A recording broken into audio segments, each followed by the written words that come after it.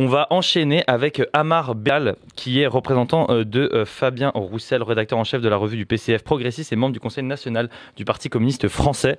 Bonjour. Bonjour. Enchanté. Bonjour. Première sur Twitch. Oui, une première, oui. Je vais juste vous demander de vous avancer un tout petit peu. T'as vu ? Je respecte le travail des ingénieurs du son. Vous avez vu un peu, on fait la même chose pour tous les porte-paroles.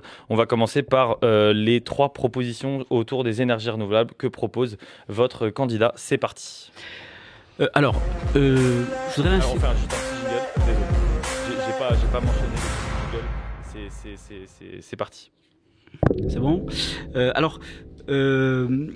Nous, notre credo, c'est de parvenir à une France qui soit neutre en carbone en 2050. C'est ce qui ressort des conférences climatiques afin de respecter, essayer de limiter à 1,5 degré, 2 degrés le réchauffement climatique.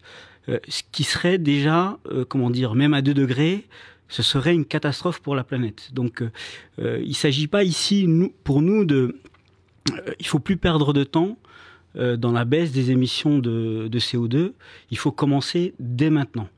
L'enjeu, c'est vraiment un monde qui sera radicalement différent pour les siècles à venir et même pour les millénaires à venir. Donc c'est vraiment, quand on parle d'enjeux pour nos enfants et petits-enfants, en fait, c'est pour des générations sur des siècles.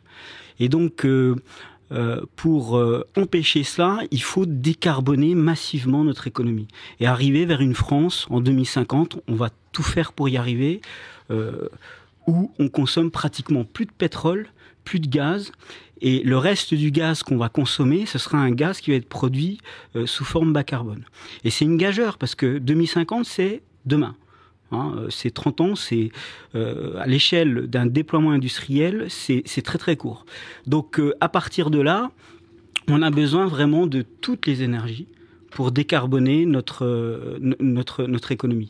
Donc c'est pour ça que nous, on dit que le vecteur électrique, il va être très important. Et ce vecteur électrique doit être produit de façon décarbonée. Il l'est déjà actuellement, mais plus pour longtemps parce qu'on doit renouveler tout notre parc de production existant. Il faut savoir qu'en 2050, plus rien de ce qui existe ici en France de production d'électricité n'existera. Donc il faudra tout reconstruire. La question c'est, qu'est-ce qu'on fait? Quel choix de mix électrique on décide? Nous, on pense qu'il faut un socle d'énergie pilotable décarbonée, à savoir l'hydraulique et le nucléaire, et un socle d'énergie, les nouvelles énergies renouvelables, puisque l'hydraulique c'est une énergie renouvelable, mais les nouvelles, à savoir l'éolien et le photovoltaïque. Donc on pense que il faut faire les deux. Le pilotable nucléaire hydraulique permet de parvenir à un déploiement massif des énergies renouvelables. C'est la façon la plus sûre, sans se faire de frayeur, de développer massivement ces énergies renouvelables. On ne pense pas qu'on pourra se passer complètement de nucléaire et d'hydraulique. Le 100% renouvelable, on le voit, même RTE est assez critique là-dessus. Les scénarios de RTE montrent bien que ils sont plutôt sur les scénarios N2 où ils disent cette voie-là, ça permet dans de bonnes conditions de développer les énergies renouvelables et décarboner très vite l'électricité. On a bien conscience d'une chose, c'est que c'est maintenant qu'il faut décarboner. Et il faut produire un peu plus d'électricité dès maintenant décarbonée. Or, les premiers réacteurs nucléaires nouveaux qui vont arriver, ils arriveront en 2035. Donc on a quelque part une dizaine d'années, quinzaine d'années où il faut augmenter notre production d'électricité, mais sans aucun réacteur nouveau. Donc là, forcément, il va falloir faire du renouvelable. Il va falloir faire de l'éolien, du solaire. Ça va être difficile parce que, on l'a vu dans les différentes interviews qui se sont passées, il y aura un problème d'acceptabilité. Donc il va falloir aussi faire preuve de pédagogie et expliquer qu'on ne peut pas faire autrement, qu'on a besoin de toutes les énergies pour décarboner très vite notre électricité. Pourtant, vous êtes, Fabien Roussel, le seul candidat de gauche à proposer du coup la construction de nouveaux EPR. Et c'est le seul candidat de gauche, même si ça fait un peu à l'ancienne de dire les clivages gauche-droite, mais on le dit quand même, ça permet de situer. Et c'est le seul candidat de gauche qui ne se prononce pas véritablement sur le renouvelable. Et dans le programme qui est porté par Roussel, on ne parle pas forcément d'énergie marine, d'éolien, en tout cas c'est pas chiffré, on ne parle pas de méthanisation ou de bois énergie, et la majorité du programme est basée sur l'hydraulique, le nucléaire, et juste de parler de 100% public et décarboné, et ça on y reviendra après. Alors, dans le détail, par exemple, nous, on pense qu'il faut une filière de l'énergie renouvelable industrielle. Ça ne peut pas se développer de la manière où ça s'est développé actuellement, c'est-à-dire avec des subventions massives et qui profitent à des acteurs du privé et avec un coût du capital qui fait que, comment dire, finalement, on privatise les profits, on socialise les pertes. L'idée, nous, c'est de développer une filière industrielle de l'énergie renouvelable et puis que ces énergies renouvelables se développent dans un cadre d'un service public, d'un EDF 100% public. Ça, c'est très important. Alors après, sur le renouvelable, précisément, nous, on est plutôt sur des scénarios, encore une fois, de type N2, N3 de RTE.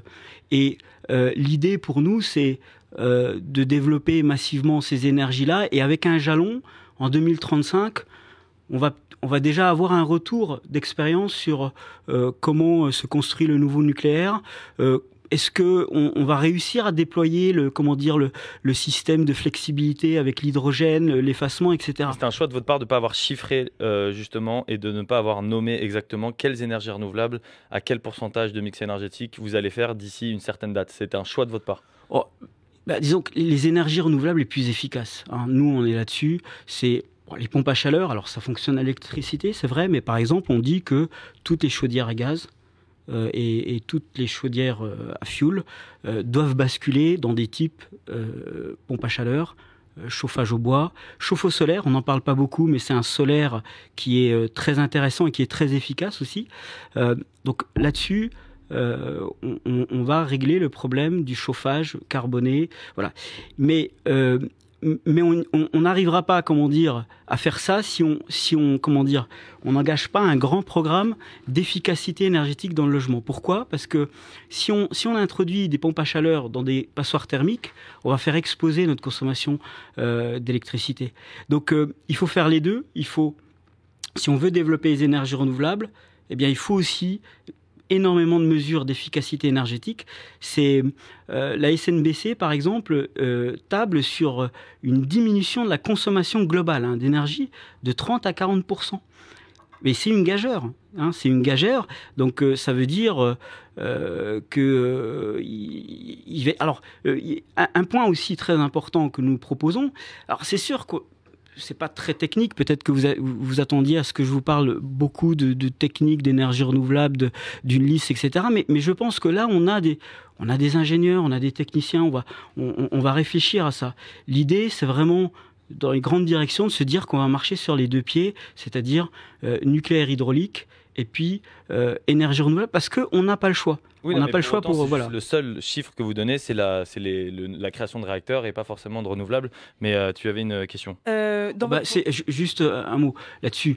On sera autour, en 2050, d'une quarantaine de gigawatts de solaire et éolien. C'est à peu près le scénario N2 de RTE, ce qui est déjà énorme. C'est-à-dire que quand on oppose nucléaire et renouvelable et on dit mais vous êtes à fond pour le nucléaire, mais ces scénarios-là, c'est-à-dire le 50% de nucléaire en 2050, mais c'est aussi quand même 50% de renouvelables et c'est énorme.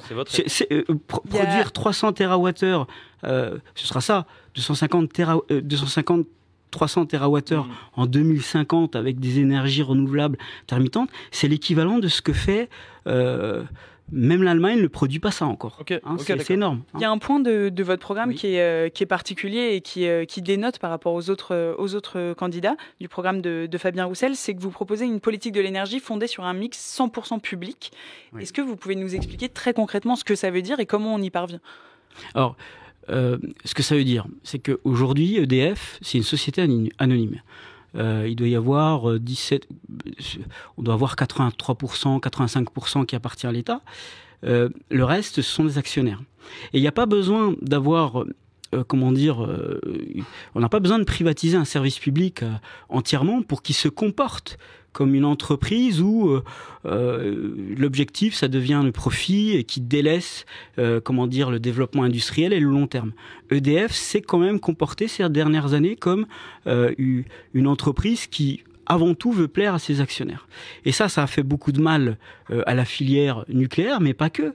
La filière renouvelable aussi. Je ne sais pas si vous avez entendu parler de Photowatt, mais Photowatt, on a en France, c'est une entreprise de panneaux photovoltaïques. On a en France des entreprises de haute technologie dans ce domaine-là. On a des centres de recherche, des universités qui travaillent sur le photovoltaïque. Mais aujourd'hui, dans un environnement qui est dominé par le marché, par des calculs à la petite semaine, eh bien, Photowatt ne se développe pas. Or, si on veut faire ce que je viens de dire, c'est-à-dire développer massivement le photovoltaïque et l'éolien, ce serait bien de pas l'acheter en Chine, d'acheter nos panneaux photovoltaïques en Chine, ou d'être juste des monteurs d'éolien comme ça se passe actuellement. Donc il faut développer une filière industrielle de l'éolien et du solaire, et pour ça il faut un service 100% public et qu'EDF devienne un EPIC. Donc un établissement public d'intérêt industriel et commercial, et qui, sur le long terme, fasse des investissements. Si on dit que photovoltaïque et l'éolien, eh bien, il va falloir les développer, il faut que EDF se donne un EDF 100% public, se donne les dispositions pour développer une véritable filière. Okay. Et ça suppose, parce qu'il faut quand même qu'on parle dessous, ça suppose... qu'il faut maintenant un pôle public financier avec des banques nationalisées qui financent des grands projets avec des taux d'intérêt très faibles. Parce que le climat, c'est pas une affaire de bourse. C'est pas une question c'est pas une question de fric qu'il faut gagner très vite pour des acteurs privés. C'est une question de survie pour l'humanité, et y compris pour la France. La France va beaucoup morfler à cause du réchauffement climatique. Donc il faut se dire que si c'est d'intérêt public, eh bien le bras financier de l'État, avec un pôle public financier, il abaisse ses taux d'intérêt, même à 0% pour financer massivement ces grands plans, nucléaires comme renouvelables. Si on finance ça avec des taux d'intérêt du marché, c'est très simple, la facture, elle va exploser pour les Français. Ok, c'est très clair. On va passer du coup à la brève de presse. Vous l'avez vu, vous allez réagir à une brève de presse qui va être prise au hasard. C'est parti, jingle, brève de presse. Alors...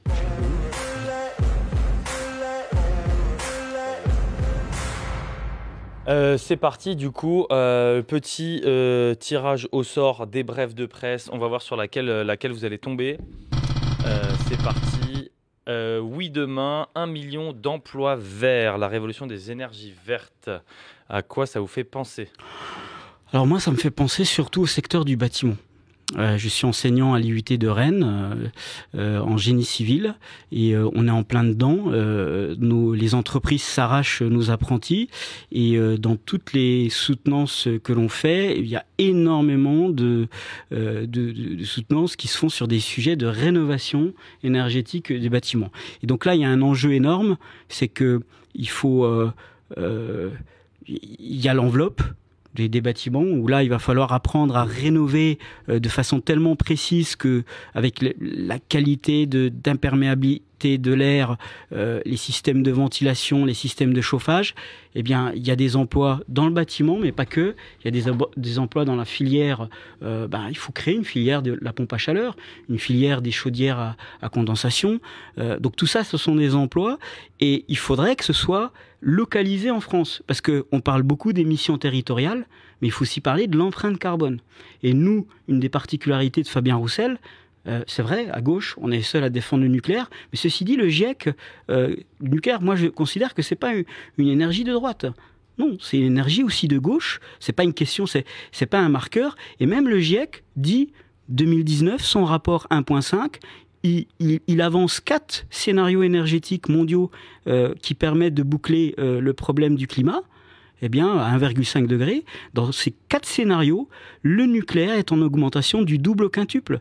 Donc, même le GIEC le dit, avec le renouvelable. Avec Donc, le renouvelable, oui. Bien sûr. C'est bien ça qu'on pointait, c'est le manque de précision, en fait, sur le développement de votre programme d'énergie renouvelable. C'est le reste, c'est simple. Si on dit 50% de nucléaire, et puis qu'on sait qu'il y a 15% d'hydraulique, alors ce sera 10% dans une France à 700 TWh, le reste c'est 40%. Alors plutôt hein, c'est l'éolien, parce que on voit bien que c'est une technologie qui est plus mûre, je pense, que le photovoltaïque. Donc ça fonctionne bien.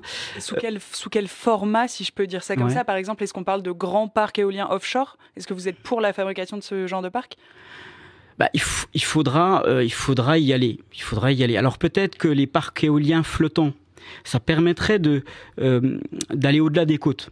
Parce que nous, on a un problème en France, hein, contrairement à l'Allemagne qui a un plateau assez élevé, et donc elle peut se permettre d'éloigner ses éoliennes. Nous, on n'a pas vraiment ce plateau-là.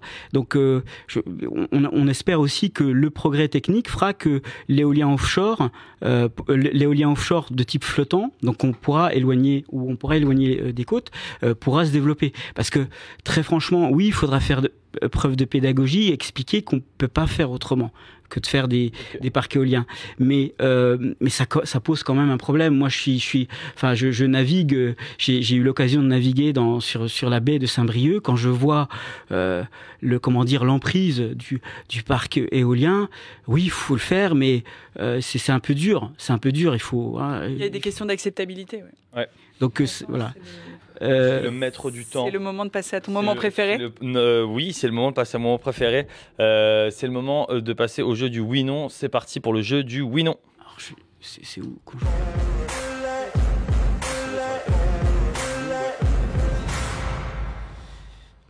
Donc c'est parti pour le jeu du oui-non. Répondez par oui ou non. Ça se trouve, vous serez le seul à répondre juste au jeu. On va essayer qu'il y ait un tout pile, parce que personne n'a respecté pour l'instant le jeu du oui-non et tout le monde a dit ouais, mais peut-être que en fait le 2 à 1,3 milliard. Coupez-vous les subventions aux entreprises françaises pour financer des projets d'énergie fossile à l'international? Oui.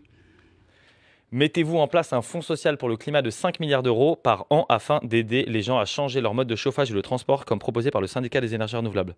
Oui, et on propose 6% du PIB comme le recommande le GIEC, c'est 140 milliards d'euros pour le climat. Ok.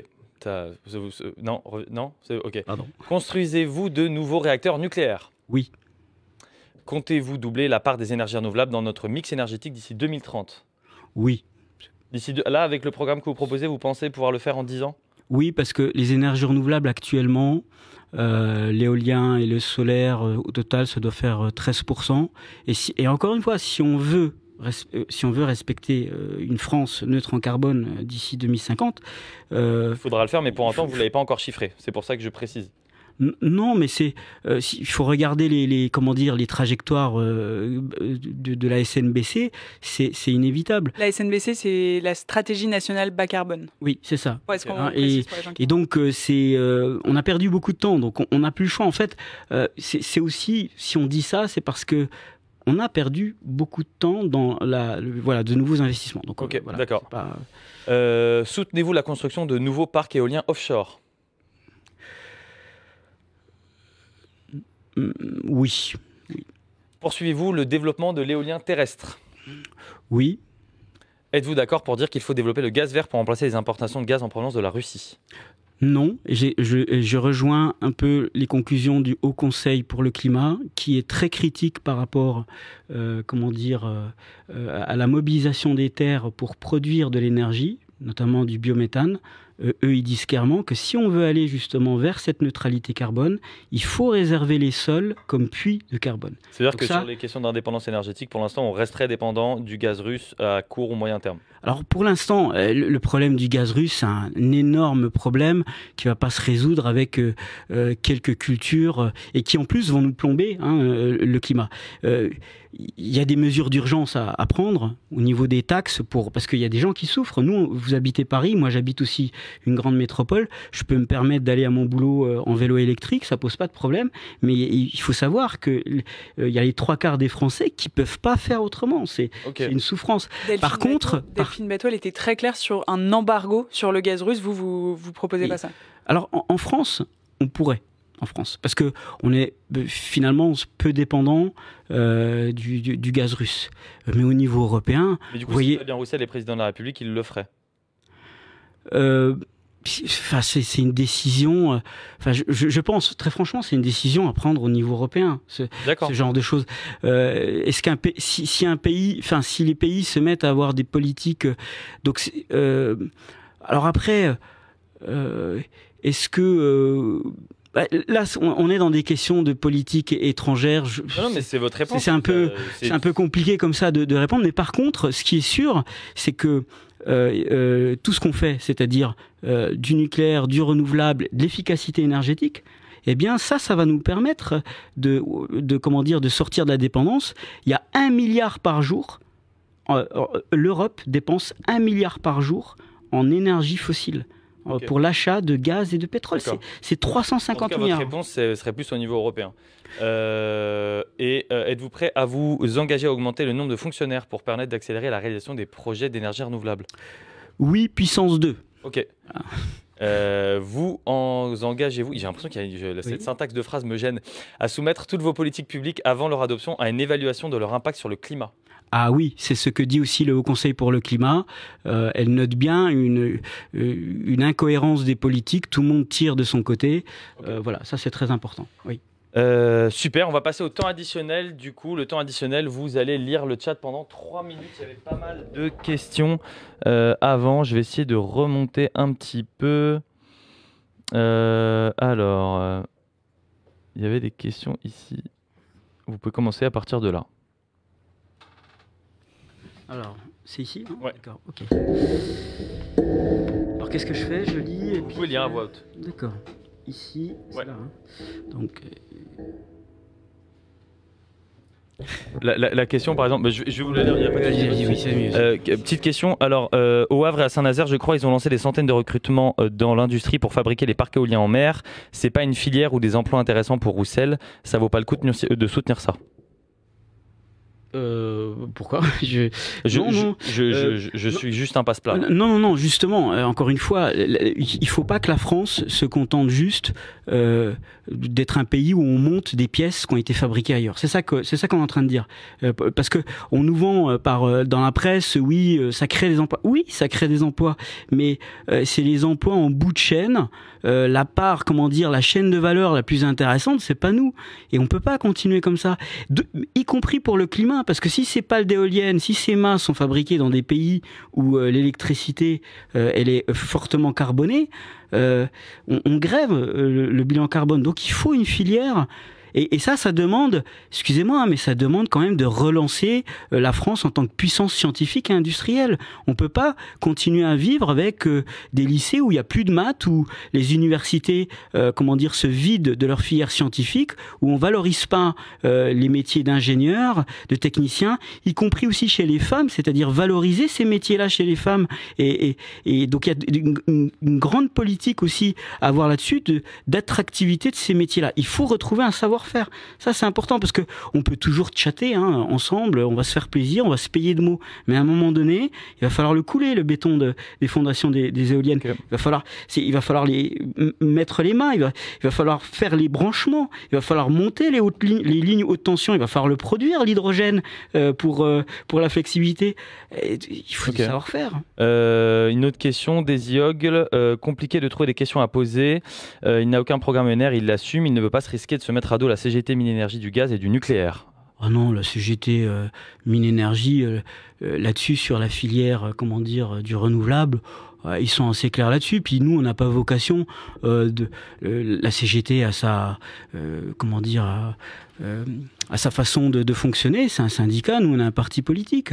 Non, ça ce sont des caricatures, c'est un peu dommage qu'on en soit encore là.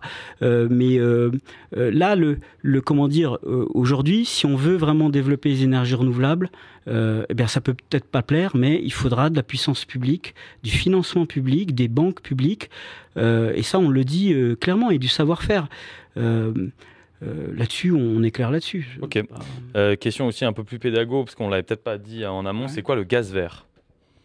Alors le gaz vert, ce serait l'exploit de réussir à produire massivement du gaz du méthane avec de l'hydrogène. Alors, c'est un procédé de méthanation.